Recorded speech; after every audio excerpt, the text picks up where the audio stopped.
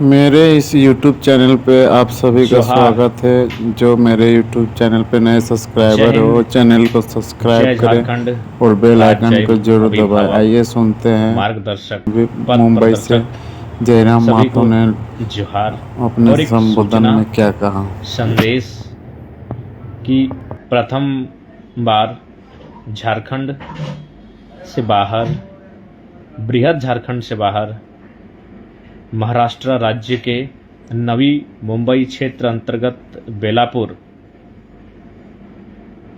कल दिन के 11 बजे प्रवासी मजदूर बंधुओं की एक सभा आयोजित की गई है, जिसमें हमारी उपस्थिति होगी और हम लोग अपने साथियों के साथ महाराष्ट्र पहुंच चुके हैं। मैं पहले ही कह दूं, जब ये आंदोलन का आगाज हुआ था, हमने एक लाइन कहा था कि हमें किसी भाषा, किसी क्षेत्र से कोई शिकायत नहीं, हमारे क्षेत्र में उस भाषा, उस क्षेत्र का प्रभाव ना हो। अतः हमारे लिए जय हिंद भी, जय महाराष्ट्र भी, जय झारखंड भी और बाकी जितने भी हमारे भारतवर्ष के राज्य हैं सबका जय जय हो। लेकिन हमारी आपत्ति तब होती है जब बाकी लोग हमारे क्षेत्र में आकर डोमिनेट करते हैं, हम उसके खिलाफ हैं। हम इस राष्ट्र में किसी जाति, किसी धर्म, किसी क्षेत्र, किसी भाषा, लिंग अथवा किसी अन्य आधार पर किसी से भी भेदभाव और असहमति के पक्ष में नहीं है। हमारी असहमति, हमारी आंदोलन, हमारी असहमति तभी बनती है जब कोई क्षेत्र हमारे क्षेत्र में जो हमारे क्षेत्र का नहीं है, जब कोई भाषा हमारे क्षेत्र में जो हमारे क्षेत्र की भाषा नहीं है स्थापित होने का प्रयास करती है, हम पर थोपने का प्रयास करती है, तब जाकर हम उस पर असहमत होते हैं। टुनटुंदा नगरी कला का विषय हम लोग का संज्ञान में है।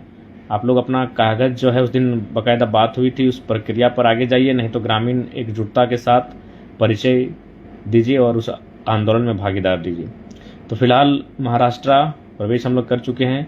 हमारे महाराष्ट्र में चूँकि जहाँ जहाँ मजदूर होते हैं उनका राज्य का एक संस्था चलती है, तो उसी क्रम में यहाँ श्रमिक संस्था चलती है। हमारे राज्य के जो झारखंड के प्रवासी मजदूर हैं उनकी एक इकाई, एक संस्था जो मजदूरों के हितार्थ के लिए कार्य करती है, सोचती है। उसी क्रम में उन्हीं के माध्यम से, उन्हीं के द्वारा इस सभा का आयोजन किया गया है, जो सेक्टर 20 एक प्रशासक हाई स्कूल है, विद्या प्रशासक हाई स्कूल बेलापुर नवी मुंबई, जो महाराष्ट्र का अंग है।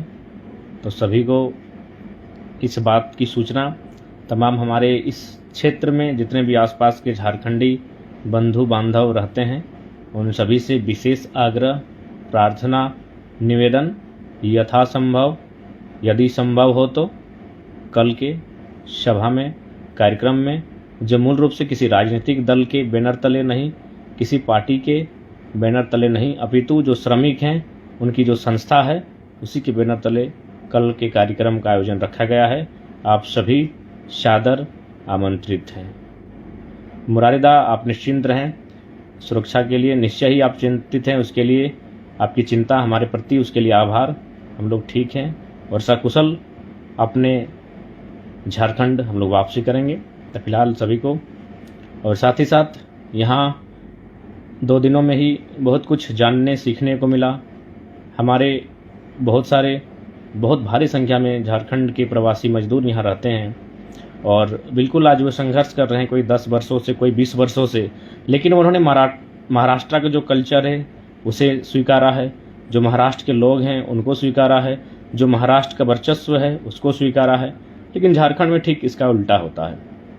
कल ही हमारे बहुत सारे साथी मिले जो आसपास का जो क्षेत्र है वहाँ हम लोग को सैर कराएं, और उन्होंने अपना ये परिचय दिया कि हम लोग यहाँ महाराष्ट्र में ड्राइविंग का काम करते हैं। हमने पूछा कि आप जो ड्राइविंग करते हैं तो किन की गाड़ी को ड्राइव करते हैं? बोला वो महाराष्ट्र के जो अमीर लोग हैं, जो साहब लोग हैं, उनकी गाड़ी को ड्राइव करके अपना हम लोग जीवन यापन करते हैं। तो ठीक, हम भी यही चाहते हैं कि भाई सही बात है, महाराष्ट्र इनका तो उनको प्राथमिकता, लेकिन झारखंड में ठीक इसका उल्टा होता है। हमारे लोग महाराष्ट्र में भी ड्राइविंग कर रहे हैं और झारखंड में भी ड्राइविंग कर रहे हैं, महाराष्ट्र में जो यहाँ के लोग हैं उनकी ड्राइविंग कर रहे हैं, झारखंड में जो गैर झारखंड से गए लोग हैं आज वो धनपति बन गए हैं। तो बहुत कुछ अभी सीखने को मिलेगा ये महाराष्ट्र के इस दौरे में, निश्चय ही हमें सीखना होगा। क्योंकि जब झारखंड में नवनिर्माण की बात होगी तो उसमें मजदूरों की बात प्राथमिक होगी, किसानों की बात प्राथमिक होगी, छात्रों की बात प्राथमिक होगी, नारियों की बात प्राथमिक होगी। तो कुल मिलाकर आप बिना मजदूरों के हितार्थ को सोचे झारखंड नवनिर्माण की बात नहीं कर सकते हैं। तो भारतवर्ष के जिस जिस कोने में हमारे मजदूर भाई रहते हैं उन तक पहुंचना और वहाँ की स्थिति से अवगत होना, उन चीज़ों को समझना बहुत आवश्यक है। आवश्यक इसलिए भी है कि आखिर महाराष्ट्र में क्या स्कोप है। जब हम 40% खनिज संपदा देते हैं, इतना मिनरल्स देते हैं, रॉ मटेरियल्स कच्चे पदार्थ देते हैं, उसके बावजूद हमारे पास स्कोप नहीं है। और यहाँ किस प्रकार से स्कोप है जो मजदूरों का ध्यान अपनी ओर आकर्षित करता है। तो कहीं ना कहीं झारखंड में आखिर क्या कमियां हैं, इन चीज़ों को जानने के लिए हमें प्रयास करना होगा। क्योंकि भगत सिंह भी कहते थे असल आज़ादी तभी आएगी जब मजदूर और किसान आज़ाद होगा, खुशहाल होगा। तो फिलहाल कल महाराष्ट्र की धरती में प्रथम बार प्रवासी मजदूर उनका कार्यक्रम आयोजन किया गया है।